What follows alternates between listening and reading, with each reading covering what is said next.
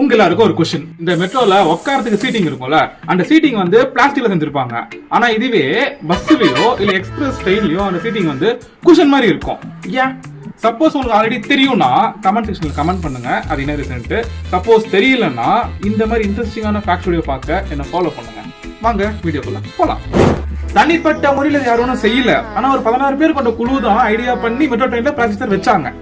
அத்தனை பேர் யோசிச்சு அதை பிளாஸ்டிக் சேர் வைக்கிற அளவுக்கு என்னடா இருக்குன்னு கேட்டீங்கன்னா இருக்கு, அதுல விஷயம் இருக்கு, கேளுங்க.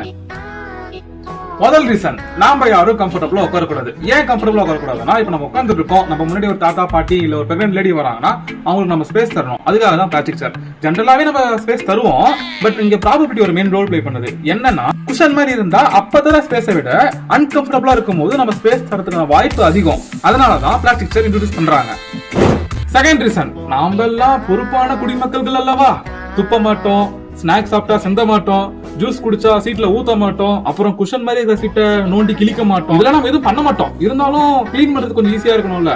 பிளாஸ்டிக்கா இருந்தா தொடச்சா போதும், கிளீன் ஆயிடும். அதே மாதிரி அங்க நோண்டி கிழிக்கிற அளவுக்கு ஒன்னும் இல்ல. அதனாலதான் அங்க பிளாஸ்டிக் சேர். கடைசி ரீசன், பிளாஸ்டிக் சேர் வந்து ஃபயர் ப்ரூஃப்.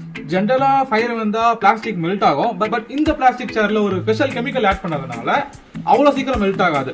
சோ ஃபயர் ஆனா கூட நீங்க தப்பிக்கிறதுக்கான வாய்ப்போ டைமோ அங்க அதிகமா இருக்கும். அதனாலதான் பிளாஸ்டிக் சேர்.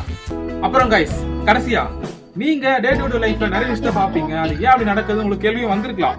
அப்படி வந்த கேள்வியை கமெண்ட் சொல்லிட்டு போங்க, அதை நான் ஒரு வீடியோவா போடுறேன். ஓகே, பாய்.